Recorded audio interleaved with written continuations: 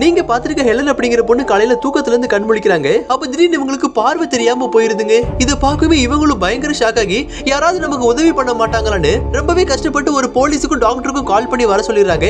அவங்களும் வேகமா ஹெலன் கிட்ட வந்து உங்களுக்கு என்ன பிரச்சனை இருக்குன்னு சொல்லி கேக்குறாங்க. ஹெலனும் நடந்த விஷயங்கள் எல்லாத்தையுமே சொல்லிடுறாங்க. நான் காலையில எந்திரிச்சதுல இருந்தே எனக்கு சரியாவே பார்வை தெரிய மாட்டேது அப்படின்னு சொல்றாங்க. அந்த டாக்டர் ஹெலனோட கண்ணை செக் பண்ண ஆரம்பிக்கிறாங்க. பார்த்தா அது எல்லாமே நல்லா தாங்க இருக்கு. ஆனாலும் ஹெலனுக்கு எந்த ஒரு பார்வையுமே தெரியாம தான் தொடர்ந்து இருந்துகிட்டே இருக்கு.